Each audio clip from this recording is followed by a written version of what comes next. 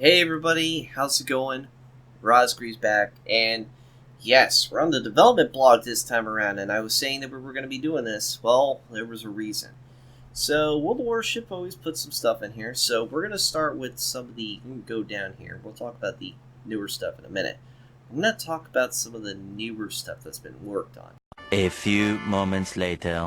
Here, yeah, we're going to talk about this first. We're going to talk about the submarines. Now, I've already talked about a couple things that they were going to do, and I'm going to talk about the other stuff that they did. When I initially heard about this, I said, no-brainer that they were going to do because Terror to Deep was a pretty good project. It went well for them.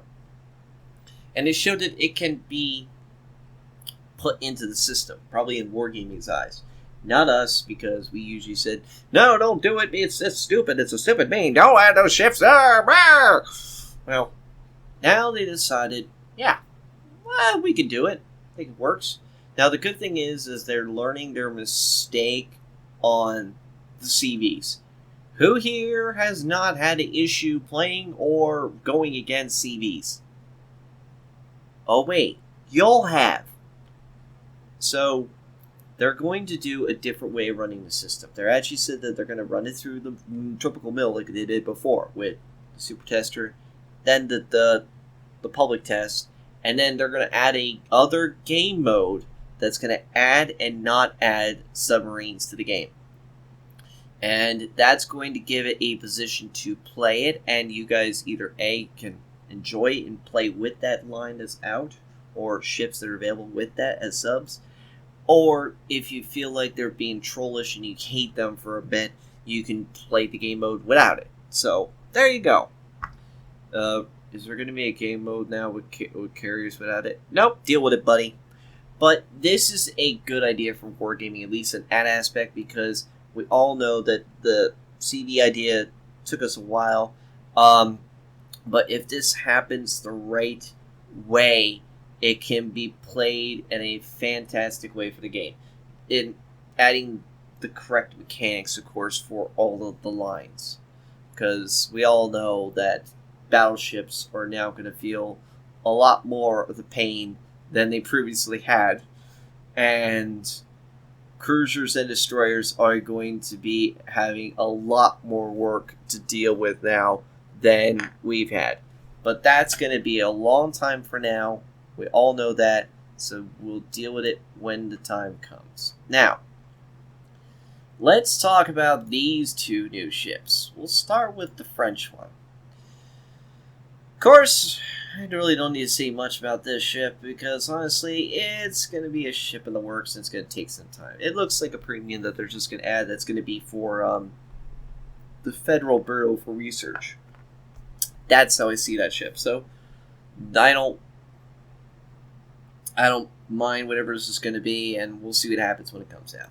The California, though, this is something I've been looking for a long time. Ship design and the shape, it's basically the New Mexico kind of ship again.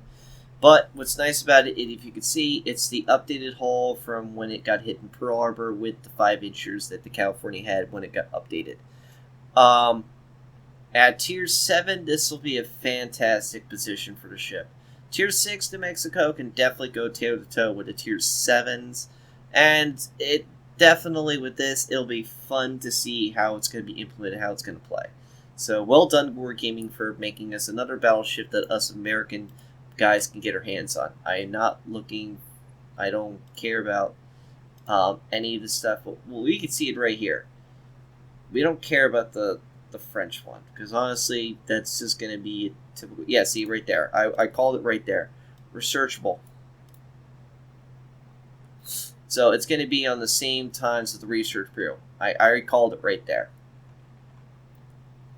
California, large number of go-kart guns. Yeah, the 356s again.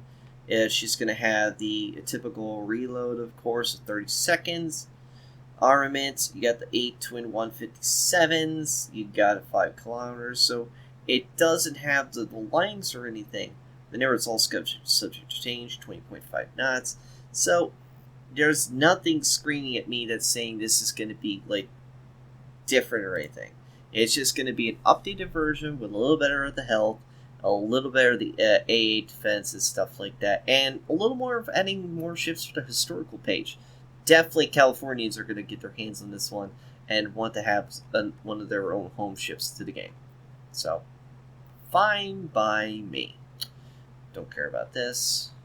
This I care about. We don't know when it's coming out, but the birthday for World of Warships will be coming out pretty soon, and I'm looking forward to this port. Apparently this is a new port that they're going to be adding to the game. Shut up and take my money, because this is a great idea. I actually like the looks of this.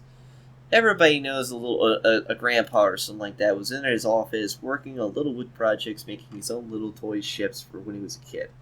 This is fantastic map. I'm looking forward to this port. So please, Wargaming, make this a thing. I love it. All right. Don't care about the French stuff. We got more stuff to deal with. And we're going to talk about now the Tier 8 and the Tier 10 Puerto Rico, of course. So, let me go here to continue reading. We're going to go through this whole little sucker here. The ship was an imagined improved project, Project 64 battleships designed in closed waters of the Black and Baltic Seas. In reality, worked initially, the project was scrapped, okay? So we got a hull 32 around again, 59,100 with 3 33356s. This is Tier 8. And secondary, typical 130s and able to play 29 knots. You get damage control just like the other ones do, repair party and a fighter. Yeah, I see this going to be a thing. 16.2 kilometer. How much is the EP damage in question? There it is. 11,250. Rotations is 45 seconds. Reload is 30 seconds. Sigma 1.70. Well, we'll see what happens. Definitely don't want to be 2.0. That would be kind of broken anyway. Now for the other one. What I'm talking about. American Cruiser Puerto Rico. One of the most well-armored cruisers in the game, Puerto Rico's CDA-2D project is one of the concepts of the Alaska Cruiser. Increased number of guns compared to the longer reload and decreased accuracy compared to that Alaska. So basically, we're going to have a longer reload of now 22 seconds compared to 22 seconds. Sigma's 1.9. You got now 4 305 millimeter guns, which is pretty nasty at Tier 10. HE shell damage is 27% on each of those shells. AP damage is 8,900.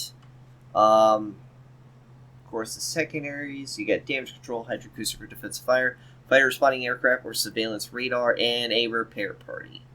So, yeah, let's just make it Alaska with an extra gun turret. What? That doesn't sound like a bad idea. More gaming. I don't know if this is going to be any more broken than we had for the current ship right now on the Japanese line. But, hey, I digress. Puerto Rico Dao, though, does look like a fun idea. I don't know about this Russian ship that they're planning.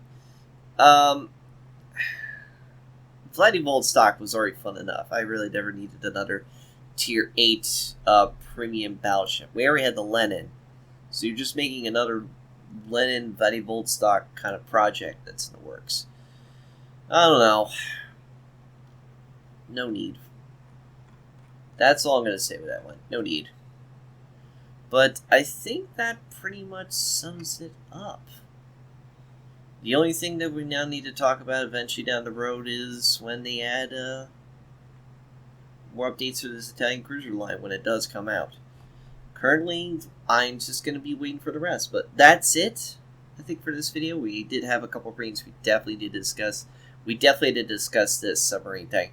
Write me down in the comments below what do you guys think of the premiums in the works. And also, this is going to be a touchy one, the submarines. I hate being the guy, but we do have to discuss this. Hey, I wouldn't be talking about this if it wasn't going to be a serious problem that probably you guys are going to feel uncomfortable about. We all felt very uncomfortable when they had the CB work, even though we all knew that it had to be done. Nobody was playing it. No one was actually feeling quite comfortable with it. So this is something that needed to be addressed, and now it's being addressed. So, thank you all for actually watching this video. If you guys want to, hit that like button. If you didn't like to, hit that dislike button. Subscribe, guys, hit that bell notification icon. That way you guys keep up to date on any of these videos that I post. And as always, take care of yourselves and see you all on the high seas.